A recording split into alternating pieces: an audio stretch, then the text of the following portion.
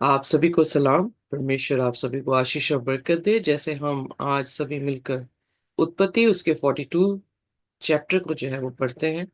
बड़े दिलचस्प हम उस सफर में जो यूसुफ का सफर है उसमें उसके साथ जो है वो चल रहे हैं, और बहुत सारी चीजें जो है हमें अपनी जाति तौर में सीखने को जो है वो मिल रही हैं। किस प्रकार से हम भी क्रिश्चियन वॉक में और शैतान के उन सभी टूल से जो है वो बच सकते हैं, ताकि जिस तरह यूसुफ यीशु मसीह के स्वरूप में था, और वैसे ही हम भी यीशु मसीह के स्वरूप में जो है वो हो सके।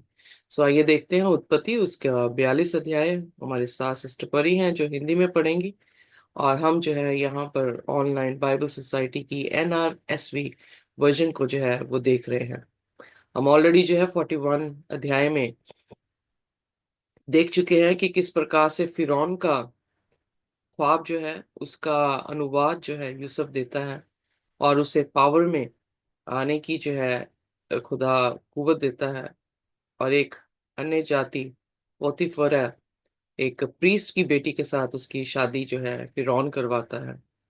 और इन सभी चीजों में हमने ये देखा कि उसने सिर्फ मिस्र को नहीं बल्कि पूरी दुनिया को बचाया। सो हमने यीशु मसीह के साथ जब उसको आमने सामने किया तो हमें यीशु मसीह का स्वरूप जो है वो नजर आया।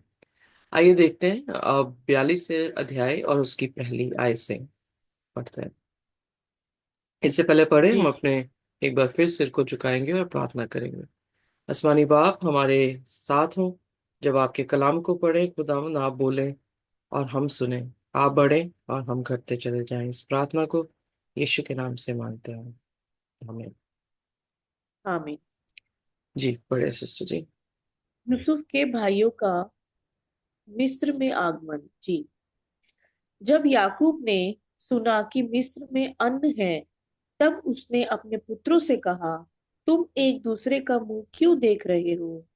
फिर उसने कहा, मैंने सुना है कि मिस्र में अन्न है, इसलिए तुम लोग वहां जाकर हमारे लिए अन्न मोल ले आओ, जिससे हम न मरे वरन जीवित रहें। अतः यूसुफ के 10 भाई अन्न मोल लेने के लिए मिस्र को गए। पर यूसुफ के भाई बिन्यामीन को याकूब ने यह सोचकर भाइयों के साथ ना भेजा कि कहीं ऐसा ना हो कि उस पर कोई विपत्ति आ पड़े। इस प्रकार जो लोग अन्न मोल लेने आए, उनके साथ इज़राइल के पुत्र भी आए, क्योंकि कनान देश में भी भारी अकाल था।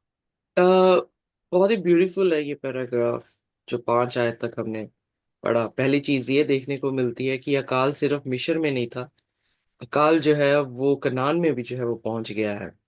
और एक और चीज देखने को मिलती है कि जब कभी भी कनान में फैमिन हुआ है, अगर आपने ध्यान दिया हो, इब्राहिम भी जो है वो मिस्र गया, यकूब भी जो है मिस्र भेज रहा है, इसहाक भी जो है वो मिस्र को गया। मिस्र जो है वो इतना फलवंत क्यों रहा है हमेशा फैमिन फैमिन में? बिकॉज मिस्र में जो है वो नील नदी थी, यानी उनके पास पानी का स्रोता था। जहां पर हम जानते हैं कि पानी हो वहां पर खेती जो है वो अच्छी होती है।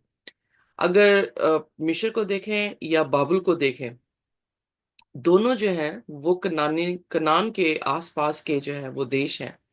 और बाबुल में जो है वो इफरात नदी बहती है, मिस्र में जो है वो नील नदी बहती है। पर जो कनान है या इज़राइल है, उस जगह पर जो है खुदा ने कोई भी ऐसा स्रोता नहीं दिया। उस टाइम के समय को जब हम देखते हैं तो वो देश काफी रिच होते थे, जिनके पास नदियां हों या जिनके पास पानी के स्रोते हों।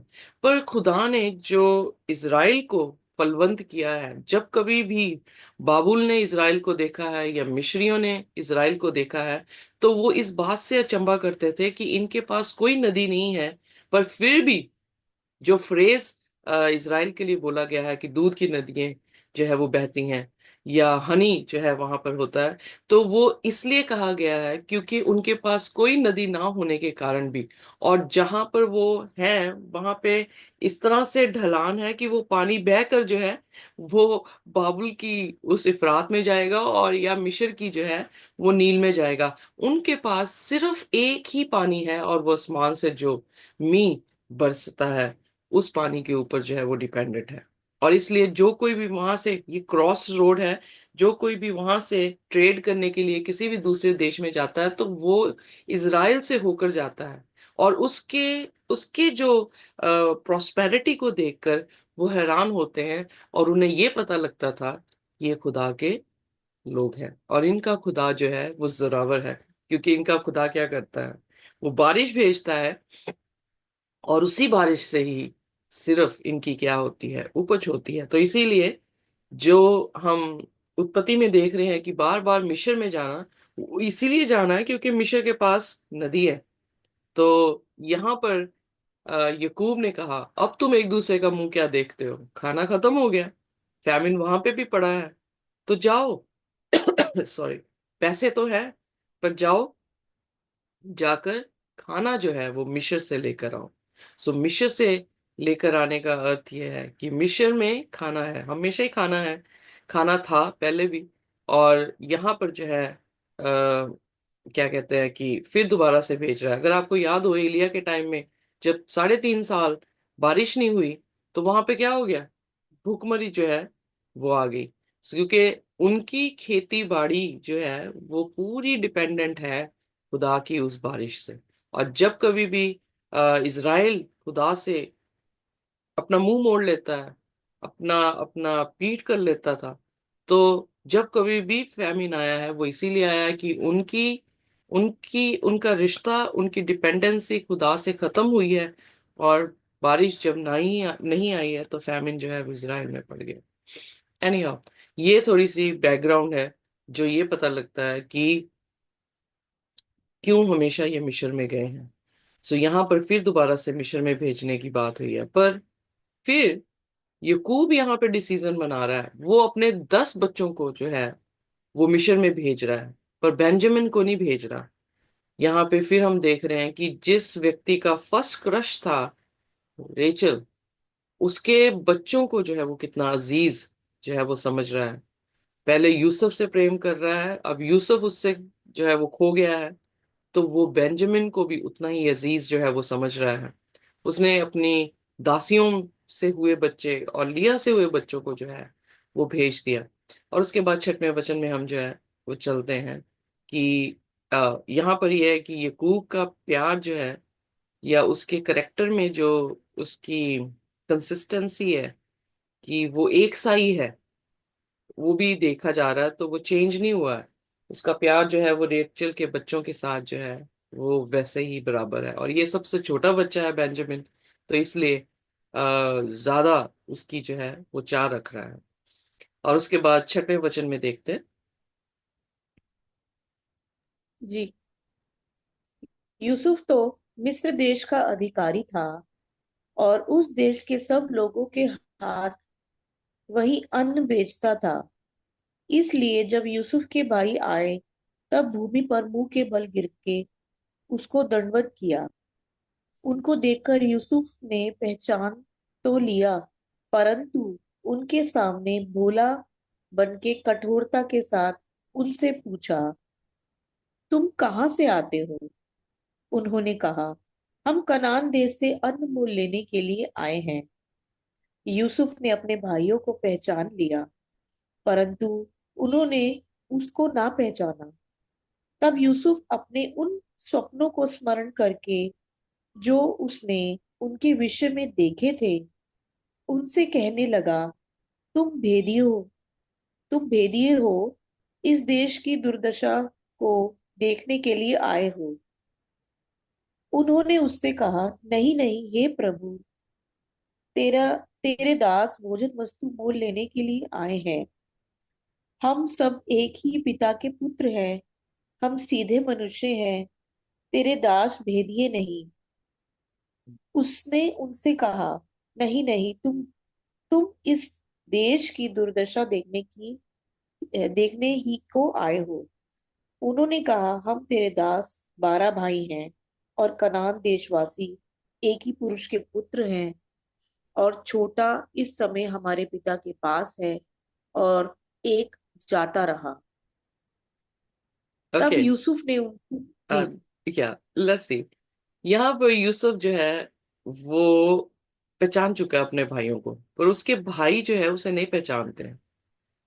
और जब उन्होंने आकर उसे हे प्रभु करके, क्योंकि अब वो अधिकारी है मिस्र का, ऑलरेडी खुदा ने उसको जो है ऊंचाई में जो है वो खड़ा कर दिया। तो यूसुफ के भाई आकर, ना जानते हुए कि यूसुफ है, उसके सामने कैसे हो रहे हैं, झुक रहे हैं। और यहाँ पर यूसुफ जो है उस ख्वाब को जो है वो रिमेम्बर कर रहा है जो परमेश्वर ने उसे दिया था। अब यहाँ पर जब वो प्रोफेसी जो ख्वाब के जरिए खुदा दिखा रहा था, वो कितने सालों के बाद जो है, 30 साल का हो गया था जब उसे जो है ये उपाधि मिली। 7 साल और लगा ले, 30 37 साल, और 37 साल क्योंकि भरपूरी से उपज हुई है, और 7 साल के बाद, 7 साल में जो है भूख मरी है। मुझे नहीं पता कितने साल के बाद जो है वो आए हैं, पर यहाँ पर लगभग 40 साल के बीच की बात है कि खुदा ने 30 साल के बाद जो है इस ख्वाब को, 40 साल मतलब 10 17 12 12 साल में आया था, तो 12 साल के बीच में, तो लगभग 25 30 साल लग गए इस ख्वाब को जो है वो पूरा होते हुए। पर ख्वाब पूरा हुआ। सो डिट्रॉनमी 13 में, 12 में, अगर आई एम नॉट मिस्टेकन, लिखा है कि अगर नबी कोई चीज कहे और वो पूरी हो तो वो सच्चा नबी है। सो यहाँ पर परमेश्वर ने टाइम लिया, बट जो खुदा ने दिखाया था वो उसके सामने जो है वो पूरा हुआ। ही रिमेम्बर्ड, उसने ये याद किया कि जो ख्वाब खुदा मुझे बचपन में दिखा रहा था वो यहाँ पर क्या हो गया, पूरा हो गया। कि उन्होंने अपने सिरों को जो है उसके सामने झुका दिया। अब यहाँ पर वो ऐसे ट्रीट कर रहा है उनको जैसे वो स्ट्रेंजर है, और वो हार्शली ट्रीट कर रहा है क्योंकि वो उनको जबरदस्ती कह रहा है कि तुम भेद लेने वाले हो, तुम स्पाइस हो। ऐसा क्यों कर रहा है? वो सिर्फ ये देखना चाह रहा है क्योंकि उसकी जो आखिरी मुलाकात थी, उस मुलाकात में वो अच्छे भाई नहीं थे। वो ऐसे भाई थे जो उससे नफरत करते थे, वो ऐसे भाई थे जो उसे बेच के जो है वो चले गए। वो उनके लिए खाना लेकर आया था, वो उसे गड्ढे में फेंक कर, भूखे को, प्यासे को गड्ढे में फेंक कर खुद ऊपर जो है वो खाना खा रहे थे। ये वैसे भाई थे। और अब जो है वो उनको टेस्ट करने की कोशिश कर रहा है, इसलिए बिहेव कर रहा है जैसे वो इन्हें जानता नहीं है। और उसने जो है जबरदस्ती जब ये कहा कि तुम भेदिए हो, तो वो उसे, उन्हें मतलब यूसुफ को जो है ये बताने के लिए कि वो भेदिए नहीं है, उन्होंने जिक्र किया कि हम 12 भाई हैं एक ही मनुष्य के, जो कनान का है। सो दैट वाज कि अभी बेच दिया उन्होंने यूसुफ को, और बेचने के बाद इतने साल में उन्होंने उसको अपने ही घर का हिस्सा समझा हुआ। आर यू गेटिंग मी?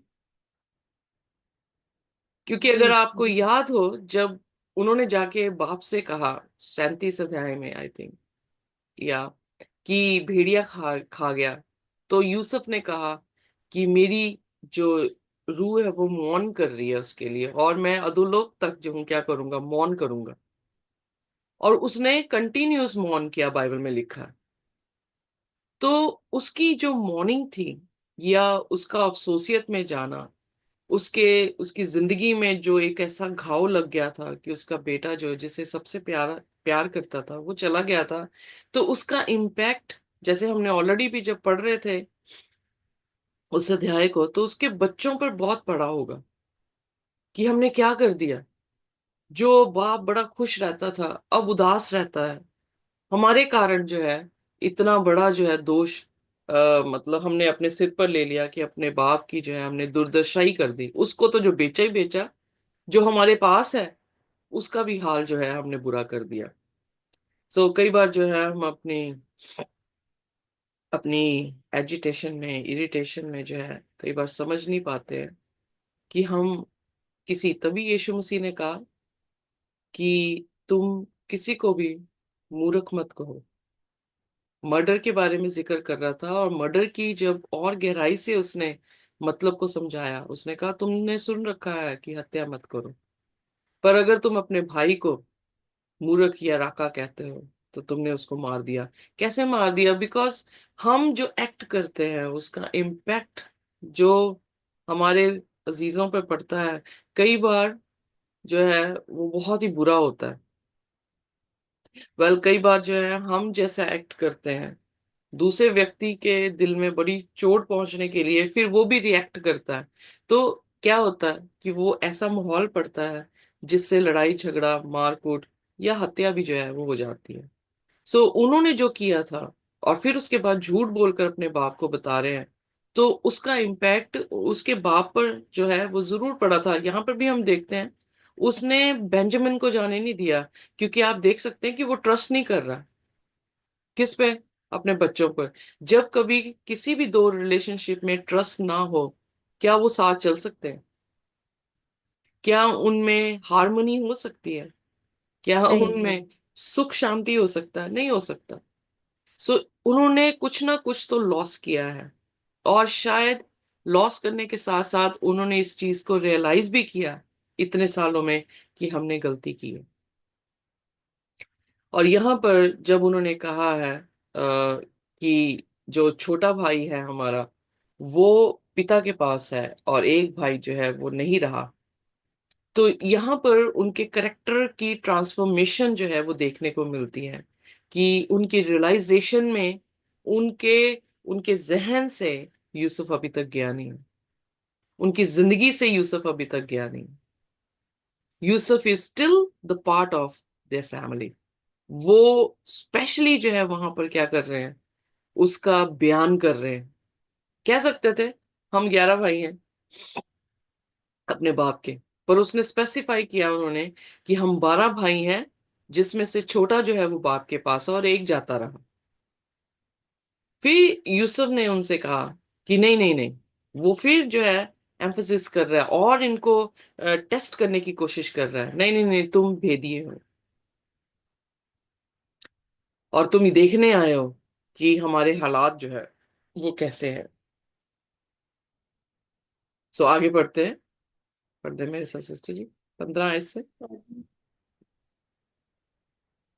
14वीं आयत से, तब यूसुफ ने उनसे कहा, मैंने तुमसे कह दिया कि तुम भेदिए हो, अतः इस रीति से तुम परखे जाओगे। फिरौन के जीवन की शपथ, जब तक तुम्हारा छोटा भाई यहाँ ना आए, तब तक तुम यहाँ से ना निकाले ना निकलने पाओगे। इसलिए अपने में से एक को भेज दो कि वह तुम्हारे भाई को ले आए, और तुम लोग बंदी रहोगे। इस प्रकार तुम्हारी बातें परखी जाएंगी कि तुम में सच्चाई है कि नहीं। तो यहाँ यदि पर, सच्चे हाँ जी सॉरी, अगर सच्चे, यदि यदि सच्चे ना ठहरे, तब तो फिरौन के जीवन की शपथ, तुम निश्चय ही भेदिए समझे जाओगे। तब उसने उनको 3 दिन तक बंदी गृह में रखा। तो यहाँ पर फिर जो यूसुफ है, अभी अभी भी वो उनको क्या कर रहा है, कंटिन्यूअसली टेस्ट कर रहा है। हालांकि फर्स्ट टेस्ट में वो पास हो गए, उन्होंने यूसुफ को रिमेम्बर रखा है। अब यूसुफ और देखना चाह रहा है अपने भाई के बारे में जो उसकी माँ का बेटा है, कि मेरे भाई के साथ इन्होंने क्या किया, अगर इन्होंने मेरे साथ किया तो शायद मेरे भाई को तो नहीं कहीं मार दिया। तो वो यहाँ पर उनके सामने शर्त रख रहा है कि तुम अपने छोटे भाई को लेकर आओ। सो और उन्हें कहा गया कि अगर मैं सभी को बंदी गृह में डालूंगा, और एक को भेजो और छोटे भाई को लेकर आओ। और इस तरह से जब वो अपनी बातें वहां पे रख रहा है, उसने उन्हें 3 दिन के लिए जो है वो जेल में डाल दिया। कई बार हम सोचते हैं यूसुफ ऐसा क्यों कर रहा है, अपने भाइयों को देखकर इतना रूड क्यों है।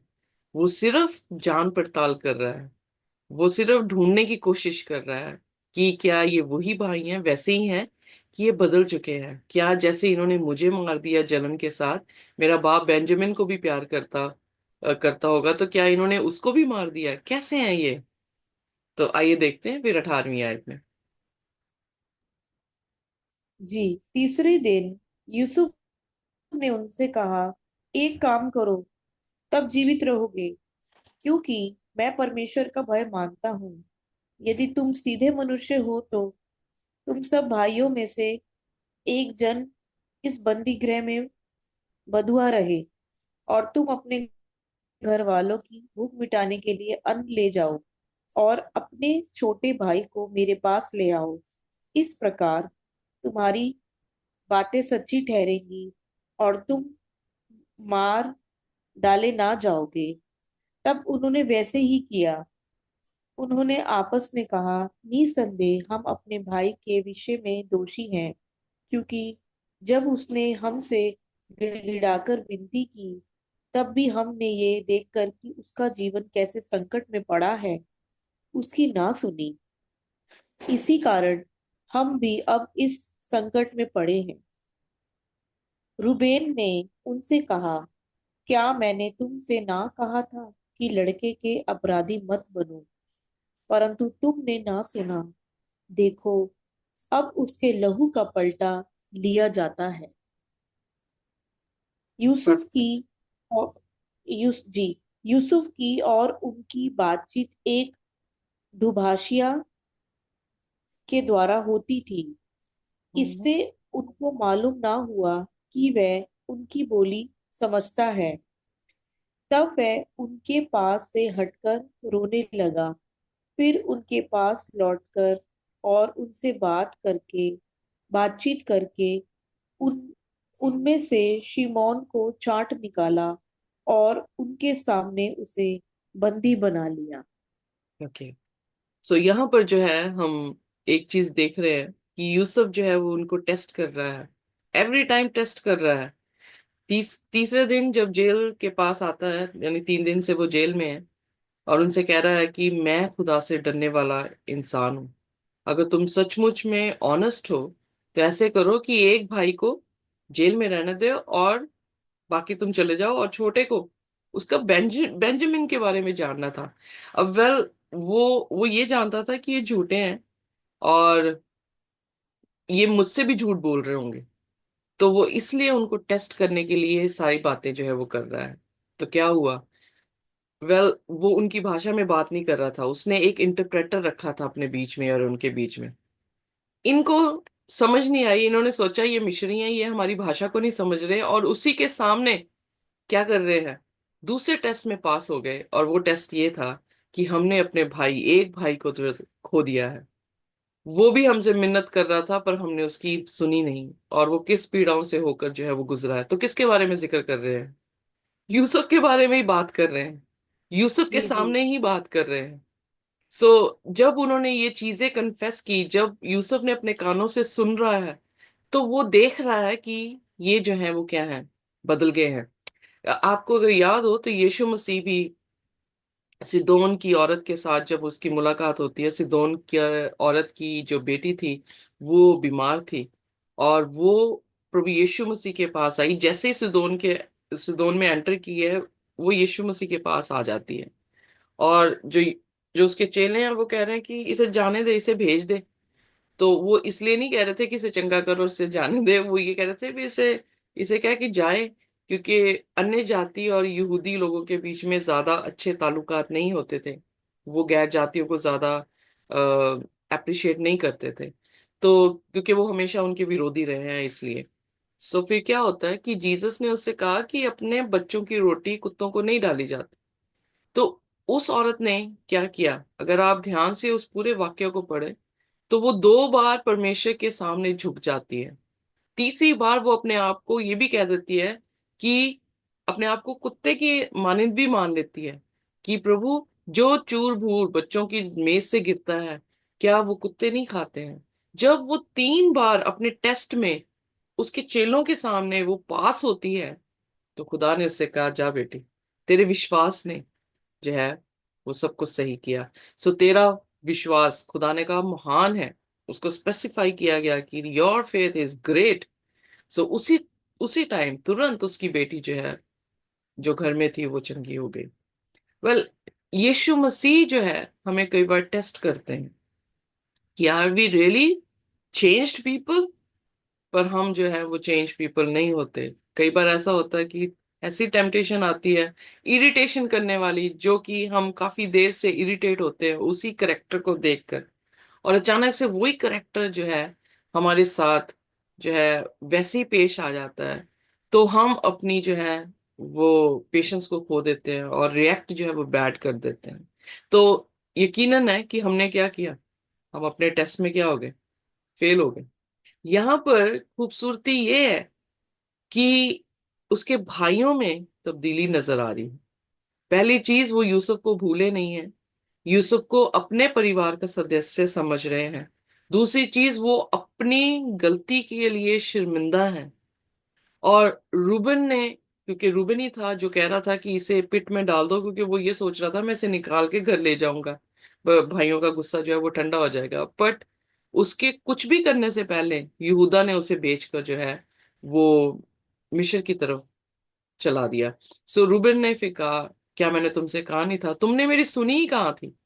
सो now there comes a reckoning for his blood, क्योंकि हमने उसके लिए पाप किया है, हमने उसको परेशान किया, अब हम जो है वो परेशान हो रहे हैं।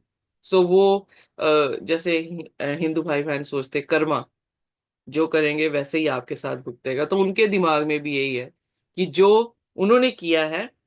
बट बाइबल में ऐसा नहीं है। जब हम अगले चैप्टर्स में जाएंगे तो हम देखेंगे कि यूसुफ कहता है कि जब वो यूसुफ उन्हें रिवील कर देता है कि मैं तुम्हारा भाई हूं, तो वो वहां पे कहता है कि मत परेशान हो, तुमने बेचा था पर खुदा ने मुझे यहाँ पर जो है वो लेकर आने की तवज्जो रखी थी, ताकि मैं यहाँ पर तुम्हारे लिए रोटी का प्रबंध जो हूँ वो कर सकूं। तुम्हारे से पहले मुझे यहाँ पर भेजा गया तुम्हारे लिए रास्ता तैयार करने के लिए। सो यहाँ पे कर्मा की बात कोई नहीं है। यहाँ पर हम ये देखते हैं कि परमेश्वर हर बुराई में से भी हमारे लिए भलाई को उत्पन्न करता है। Hallelujah. I am so happy कि हमारा परमेश्वर डिफरेंट है, कि वो बुराई में से भी भलाई को उत्पन्न करना जानता है। सो उसने जो है इस बुराई से, जो उन्होंने बुराई की थी, उस बुराई से उन्हें पलट कर बुराई नहीं दी, तो थोड़े टाइम के लिए यूसुफ जो है उनको टेस्टिंग पीरियड में डाल रहा है, देखने के लिए कि क्या ये वही है कि जिन पे मैं ट्रस्ट ना करूं, कि ये बदल चुके हैं कि मैं इन पे ट्रस्ट कर सकूं और इन्हें बता सकूं कि मैं तुम्हारा भाई हूं। आगे देखते हैं। तो इंटरप्रेटर, जैसे मैंने कह ही दिया, क्योंकि वो सोचे थे इसे हमारी भाषा नहीं आ रही इसलिए एक दूसरे से बात कर रहे हैं, बट यूसुफ सुन रहा है सब कुछ। वैसे यीशु मसीह के साथ है, हमारे दिलों के बातों को भी जो है वो यीशु मसीह क्या करते हैं, सुनते हैं। हम सोचते हैं कि शायद हमने चुप चुपीते जो है वो पाप कर लिया, पर नहीं, यीशु मसीह के सामने सब कुछ रिवील्ड है और वो सब कुछ सुनता है। आमेन। Amen. आमीन। सो आइए देखिए 23 वर्स। 23 ओके, और 24 सॉरी। नहीं, पढ़ चुकी हूँ सिस्टर जी मैं। ओके, सो फिर यूसुफ जो है भावुक हो गया ये सारी चीजें देखकर, और वो अंदर जाके उनके सामने तो नहीं उसने अपने आप को दिखाया कि वो भावुक हो गया, पर मतलब अंदर अपने चैम्बर में जाकर जो है वो रोता है, और रोकर जो है यकीनन है कि मुंह धो धो के आया होगा ताकि उन्हें पता ना लगे कि वो रो रहा है। बट ये खुशी के भी आंसू हैं कि हर टेस्ट में वो पास हो रहे हैं, और वो अपने भाइयों को देखकर जो है वो खुश भी है कि उसने इतने साल के बाद अपने परिवार से उसकी जो है वो मुलाकात हो रही है। यानी हम अगली आयत पढ़ते हैं। खुदा का शुक्र है कि वो सारे जो है इकट्ठे हो गए या मिल रहे हैं। उन्होंने साइमन को जो है कहा कि इसको बंदुआई में रख दे और हम जो है वो चलते हैं। फिर उसके बाद 25वीं आयत। जी। यूसुफ के भाइयों का कनान लौटना। तब यूसुफ ने आज्ञा दी कि उनके बोरे अन्न से भरो और एक एक जन के बोरे में उसके रुपयों को भी रख दो। फिर हम्म। उनको मार्ग के लिए भोजन वस्तु दो। अतः उनके साथ ऐसा ही किया गया। तब वह अपना अन्न अपने गधों पर लाद कर वहां से चल दिए। सराय में जब एक ने अपने गधे को चारा देने के लिए अपना बोरा खोला, तब उसका रुपया बोरे के मुंह पर रखा हुआ दिखलाई पड़ा। तब उसने अपने भाइयों से कहा, मेरा रुपया तो लौटा दिया गया है, देखो वह मेरे बोरे में है। तब उनके जी में जी ना रहा और वे एक दूसरे की ओर भय से ताकने लगे और बोले, परमेश्वर ने ये हमसे क्या किया है। अब तीसरा टेस्ट तब वे उनके ग्रीडीनेस के वो टेस्ट कर रहा है। उसने क्या किया, उनको अन्न भी दे दिया, उनके पैसे भी उनके बोरे में डाल दिए। जब उन्होंने देखा, एक जन ने देखा, तो वो इस बात से डर गए। अब यहाँ पर जी अगर कोई और इंसान होता तो वो कहता, लो जी, पैसे भी मिल गए, अन्न भी मिल गया, बड़ी अच्छी बात है। यहाँ पर वो अपने इस टेस्ट में भी जो है वो पास हो रहे हैं, क्योंकि उनके ये इट्स अनफेथफुलनेस जो है वो दिखा रहा है, पर वो इस बात से खुश नहीं है कि ये कैसे जो है आ गए हैं। तो फिर खुदा को ही कह रहे हैं, what is this that God has done to us. So आरोप किस पे इजिली लग रहा है? खुदा पर, कि खुदा ने जो है ये सारा कुछ किया है। सो उसके बाद 29 आयत में पढ़ते हैं। तब वे कनान देश में अपने पिता याकूब के पास आए और अपना सारा वृतांत उसे इस प्रकार सुनाया। जो पुरुष उस देश का स्वामी है, उ, उसने हमसे कठोरता के साथ बातें की और हमको देश के भेदिए कहा। तब हमने उससे कहा, हम सीधे लोग हैं, भेदिए नहीं। हम 12 भाई हैं, एक ही पिता के पुत्र हैं। एक तो जाता रहा, परंतु छोटा इस समय कनान देश में हमारे पिता के पास है। तब उस पुरुष ने, जो उस देश का स्वामी है, हम से कहा, इससे मालूम हो जाएगा कि तुम सीधे मनुष्य हो। तुम अपने में से एक को मेरे पास छोड़ के अपने घर वालों की भूख मिटाने के लिए कुछ ले जाओ और अपने छोटे भाई को मेरे पास ले आओ। तब मुझे विश्वास हो जाएगा कि तुम भेदिए नहीं, सीधे लोग हो। फिर मैं तुम्हारे भाई को तुम्हें सौंप दूंगा और तुम इस देश में लेन देन कर सकोगे। ये कहकर वह अपने अपने बोरे से अन्न निकालने लगे। तब क्या देखा,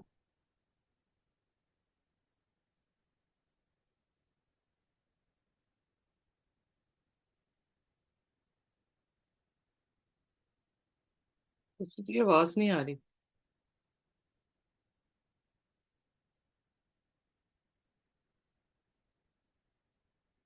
ओके, सो सिस्टर तारंग, आप पढ़ सकते हैं।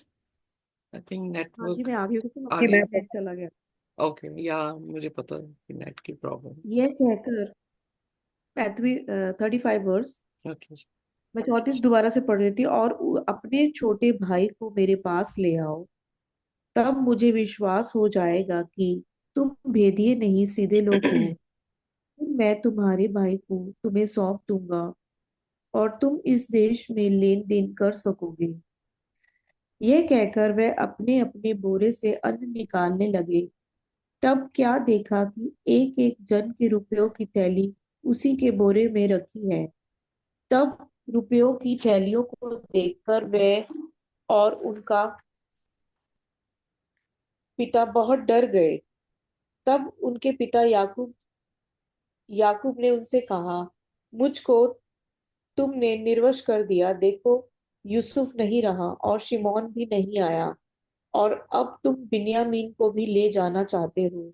ये सब विपत्तियां मेरे ऊपर आ पड़ी हैं। रूबेन ने अपने पिता से कहा, यदि मैं उसको तेरे पास ना लाऊं तो मेरे दोनों पुत्रों को मार डालना। तू उसको मेरे हाथ में सौंप दे, मैं उसे तेरे पास फिर पहुंचा दूंगा। उसने कहा, मेरा मेरा पुत्र तुम्हारे संग ना जाएगा, क्योंकि उसका भाई मर गया और वह अब अकेला रह गया है। इसलिए जिस मार्ग से तुम जाओगे, उसमें यदि उस पर कोई विपत्ति आ पड़े, तब तो तुम्हारी कारण मैं इस बुढ़ापे की अवस्था में शौक के साथ अधोलोक में उतर जाऊंगा। यहाँ पर जो कन्वर्सेशन परिवार के बीच में बेटे और बेटों और बाप के साथ हो रही है, हमें एक चीज देखने को मिली है कि अगर यीशु मसीह, यहाँ पे शब्द बहुत ब्यूटीफुल दिया गया है, उसने कहा कि अगर तुम सच्चे हो तो तुम इस देश के साथ अदला बदली या लेन देन जो है वो कर सकते हो। अगर यीशु मसीह का, जहां पर खुदा रह रहा है, निवास कर रहा है, स्वर्ग की बादशाह है जहां पर खूब भोजन है, और अगर वहां पर हमें लेन देन करनी है तो कैसे पहुंचेंगे? जब तक हम टेस्ट में पास नहीं होते, क्योंकि अगर देखा जाए हम भी पापी हैं, हम भी क्या हुए हैं, हमने भी यीशु मसीह को बेचा है, हमने भी यीशु मसीह को, हर एक ने जो है, हर एक के पापों ने जो है यीशु की वो दुर्दशा की है। अब यीशु हमें वापस कैसे लेंगे? जब तक कि हम अपने पापों से पश्चाताप नहीं करते, जब तक कि हमारी जिंदगियां तब्दील नहीं होती हैं, जब तक कि हम खुदा के स्वरूप में नहीं बनते हैं। वही चीज यहाँ पर जो है हमें देखने को मिल रही है। यूसुफ यही देख रहा है बार बार और हर तरह का टेस्ट दे रहा है। और अगर देखा जाए तो वो टेस्ट क्या है? उनका पश्चाताप, उनकी ग्रीडीनेस को चेक किया जा रहा है कि क्या वो ग्रीडी हैं। यहाँ पर जब यूसुफ जेकब के पास आते हैं तो वो कह रहा है कि तुमने मेरा पहला बच्चा भी जो है खो दिया, अब सिम्योन को भी छोड़ आए हो, और मतलब बेंजामिन को मैं बिल्कुल नहीं दूंगा। तो रूबेन क्या कह रहा है कि मेरे दोनों बच्चों को मार देना अगर मैं तेरे बच्चे को वापस जो हूँ वो नहीं लेकर आ रहा। सो कहने का अर्थ है कि एक चेंज्ड जो है, एक चेंज जो है, एक ट्रांसफॉर्मेशन जो है, हम उनके जीवनों में जो है वो देख रहे हैं। एक गुनाह के माफी के लिए, या एक गुनाह की करने के बाद जो रियलाइजेशन हुई है, वो दोबारा से वो गुनाह जो है वो नहीं कर रहे हैं। Are you with me? I hope कि जी मैं जी जी। समझा पा रही हूँ अपने शब्दों में। हाँ जी तो सिस्टर। इसीलिए यीशु मसीह ने कहा था, अगर इब्रानियों की पुस्तक में हम देखते हैं तो वहां पर जिक्र कर रहा है कि जब तुम बार बार गुनाह करते हो तो क्या करते हो? यीशु मसीह को दोबारा बार बार क्रूस पर जो है वो चढ़ाते हो। अगर यहाँ पर भी वो दोबारा से गुनाह कर देते तो उन्होंने क्या करना था? यूसुफ ने क्या उन्हें अपना लेना था? नहीं, यूसुफ ने उन्हें नहीं अपनाना था। क्या जब वो भूखमरी आई थी तो उन्हें रोटी मिल जानी थी? नहीं। अगर स्वाभाविक तौर पर हम देखते हैं कि हम इंसानों पर विश्वास टेस्ट करने पर करते हैं दोबारा से, तो क्यों कर खुदा हम पर अपने टेस्ट जो है वो नहीं लगाएगा? बहुत सारे लोग कहते हैं कि हमारे टेस्ट नहीं होंगे, हम बिना ट्रायल्स के जो है वो स्वर्ग की बादशाहत में पहुंच जाएंगे। कैसे पहुंच जाएंगे हम? जब तक कि हम अपने टेस्ट से जो है वो पास ना हो। एम आई राइट और नॉट? Right right right. यीशु मसीह सभी को परखेंगे कि क्या हम काबिल हैं भी हैं स्वर्ग की बादशाह में जाने के लिए, कि अभी तक हमने अपने आप को काबिल ही नहीं बनाया, अभी तक हम ट्रांसफॉर्म ही जो है वो नहीं हुए हैं। इस कहानी से जो मैंने सीखा है वो ये है कि जब यूसुफ उन पर विश्वास तब तक नहीं करेगा, यूसुफ उनके साथ लेन देन तब तक नहीं करेगा, यूसुफ उनको खाना या भोजन तब तक नहीं देगा जब तक वो उन पर कॉन्फिडेंस जो है वो नहीं कर पा रहा है। और उस कॉन्फिडेंस के लिए उनको परीक्षाओं से होकर गुजरना जो है वो पड़ रहा है। बेशक ये परीक्षाएं उनके लिए बहुत ही उनको घबरा देने वाली हैं, उनकी जान का जोखिम नजर आ रहा है, पर वो उनकी जान नहीं लेगा। माय फ्रेंड्स, ट्रिबुलेशंस में भी जब हम गुजरेंगे, ऐसा लगेगा जरूर कि हमारी जान को जोखिम है, पर क्या खुदा हमारी जान की सुरक्षा करना नहीं जानेगा या नहीं करेगा? वो करेगा। यूसुफ ने भी जो परीक्षाएं रखी थी वो काफी कठिन थी, ऐसा लगता था कि शायद वो मार देगा, थोड़ा सा शक इसका बढ़ गया तो वो हमें खत्म कर देगा, जेल में डाल देगा। बट वो उन्हें जेल में नहीं डालने के लिए कर रहा था, वो उन्हें गले लगाने के लिए कर रहा था। कि अगर एक बार उसे पता लग जाए कि मेरे भाई बदल चुके हैं, तो कौन सा वो समय हो जब मैं बेंजामिन को भी देखूं, अपने बाप को भी देखूं और इनको गले लगा सकूं। Are you getting me? So इसलिए आइए हम इस बात से कभी भी ना चूकें। अगर हमने पश्चाताप कर लिया है, हम दोबारा पाप ना करें, और हम अपने जीवनों को ट्रांसफॉर्म करें, यीशु जैसे बनने की कोशिश करें। और जब ट्रायल्स आए भी हम पर, तब भी हम खुदा पर भरोसा रखें और अपनी वफादारी ना छोड़ें, तो खुदा हमें अपने घर में जरूर लेकर जाएगा। आमीन। आमीन। आइए अपने सिरों को झुकाएंगे और हम प्रार्थना करेंगे। कोई भी जन हमारे लिए जो है वो प्रार्थना कर सकता है। Hallelujah hallelujah hallelujah. धन्यवाद धन्यवाद धन्यवाद है मेरे महान समर्थी प्रभु यीशु। ਜ਼ਮੀਨ ਔਰ ਅਸਮਾਨ ਦੇ ਖਾਲਿਕ ਔਰ ਮਾਲਿਕ ਪਰਮੇਸ਼ਵਰ, ਅਸੀਂ ਤੇਰਾ ਧੰਨਵਾਦ ਕਰਦੇ ਹਾਂ ਇਨ ਸੁੰਦਰ ਵਚਨਾਂ ਦੇ ਲਈ ਪਰਮੇਸ਼ਵਰ, ਜੋ ਸਾਡੇ ਦਿਲਾਂ ਦੇ ਉੱਤੇ 100 ਗੁਣਾ ਫਲਾਂ ਨੂੰ ਲੈ ਕੇ ਆਏ ਪਰਮੇਸ਼ਵਰ। ਜਿਸ ਤਰ੍ਹਾਂ ਪਰਮੇਸ਼ਵਰ ਯੂਸੁਫ ਤੁਹਾਡੇ ਲਈ ਖੜਾ ਹੋਇਆ ਸੀ ਪਰਮੇਸ਼ਵਰ, ਔਰ ਉਹਦਾ ਘਰਾਨਾ ਵੀ ਬਦਲਿਆ ਗਿਆ ਪਰਮੇਸ਼ਵਰ। ਅਸੀਂ ਤੇਰਾ ਧੰਨਵਾਦ ਕਰਦੇ ਹਾਂ ਕਿ ਪਰਮੇਸ਼ਵਰ ਤੂੰ ਬੋਲਿਆ ਹੈ ਕਿ ਤੂੰ ਬਚ ਔਰ ਤੇਰਾ ਘਰਾਨਾ ਬਚਾਇਆ ਜਾਏਗਾ ਪਰਮੇਸ਼ਵਰ।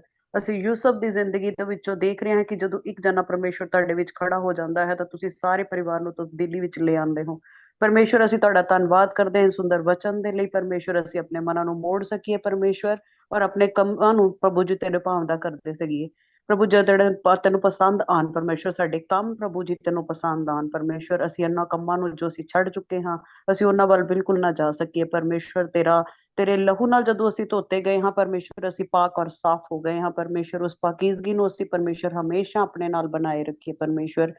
ਇਸ ਸੁੰਦਰ ਵਚਨਾਂ ਨੂੰ ਪ੍ਰਭੂ ਜੀ ਜੋ ਤੁਸੀਂ ਅੱਜ ਸਾਨੂੰ ਦਿੱਤੇ ਹਨ, ਅਸੀਂ ਉਹਦਾ ਧੰਨਵਾਦ ਕਰਦੇ ਹਾਂ ਪਰਮੇਸ਼ਵਰ। ਇਸ ਗਹਿਰੇ ਭੇਤਾਂ ਨੂੰ ਖੋਲਣ ਦੇ ਲਈ ਪਰਮੇਸ਼ਵਰ ਪ੍ਰਭੂ ਸਭਾ ਨੂੰ ਤੁਹਾਡੇ ਲਹੂ ਦੇ ਵਿੱਚ ਕਵਰ ਕਰਦੇ, ਉਹਨਾਂ ਦੇ ਪਰਿਵਾਰਾਂ ਨੂੰ ਕਵਰ ਕਰਦੇ ਹਾਂ ਪਰਮੇਸ਼ਵਰ, ਔਰ ਤੁਹਾਡੀ ਦਇਆ ਨੂੰ ਮੰਗਦੇ ਹਾਂ ਉਹਨਾਂ ਉੱਤੇ ਪਰਮੇਸ਼ਵਰ। ਜੋ ਆਏ ਹਨ ਪਰਮੇਸ਼ਵਰ ਉਹ ਵਚਨਾਂ ਨਾਲ ਬਲੈਸ ਹੋਣ, ਔਰ ਜੋ ਬਾਅਦ ਚੋਂ ਸੁਣਨ ਪਰਮੇਸ਼ਵਰ ਉਹ ਵੀ ਤੁਹਾਡੇ ਵਚਨਾਂ ਨੂੰ ਸੁਣ ਕੇ ਆਪਣੇ ਜੀਵਨ ਨੂੰ ਬਦਲਣ ਵਾਲੇ ਹੋ ਸਕਣ ਪ੍ਰਭੂ ਜੀ। ਤੁਹਾਡੇ ਕੋਲੋਂ ਸਭ ਕੁਝ ਮੰਗਦੇ ਆ ਪਿਆਰੇ ਬੇਟੇ ਖੁਦਾਵੰਦ ਯਿਸੂ ਮਸੀਹ ਦੇ ਨਾਮ ਦੇ ਵਿੱਚ, ਆਮੀਨ। Thank you very much for this beautiful prayer. खुदा की शांति और उसका अनुग्रह हमारे साथ जब तक यीशु मसीह दोबारा ना आ जाए इसी तरह से बना रहे। आमीन। आमीन।